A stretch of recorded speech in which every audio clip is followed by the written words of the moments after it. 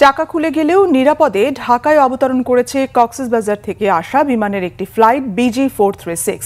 শুক্রবার বেলা 2:20-এর দিকে ফ্লাইটটি অবতরণ করে বলে জানান বিমানের GM জনসংযোগ। তিনি জানান, কক্সবাজার বিমানবন্দর থেকে ছেড়ে আসা বাংলাদেশ বিমানের একটি ফ্লাইটের চাকা টেক অফের সময় খুলে নিচে পড়ে যায়। বিমানটিতে একজন শিশুসহ মোট 71 জন যাত্রী ছিল। বিমান বাংলাদেশ এয়ারলাইন্সের জনসংযোগ মহাব্যবস্থাপক ABM রওশন কবির জানিয়েছেন, কক্সবাজার বিমানবন্দরের রানওয়ে থেকে আকাশে ওড়ার সময় পেছনের একটি চাকা খুলে নিচে পড়ে গেলে কন্ট্রোল রুম থেকে পাইলটকে জানানো হয়। তিনি ফ্লাইটে এমার্জেন্সি ঘোষণা করেন। ঢাকায় জরুরি অবতরণের প্রয়োজনীয় প্রস্তুতি নেওয়া হলেও বিমানটি নিরাপদে অবতরণ করে কোনো ক্ষয়ক্ষতি হয়নি বলে জানান তিনি।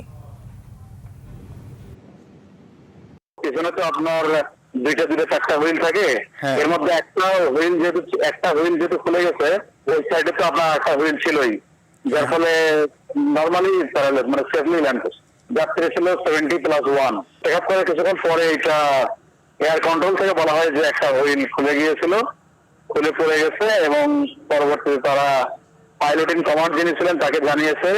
তিনি জানার পরে এয়ারক্রাফটের ভিতরে যে প্রিকশন নেওয়ার দরকার সেগুলো নিয়েছিলেন, এবং উনি ইমার্জেন্সি ডিক্লেয়ার করেছিলেন এয়ারক্রাফটের ভিতরে। পরে এটা সেফলি ল্যান্ড করতে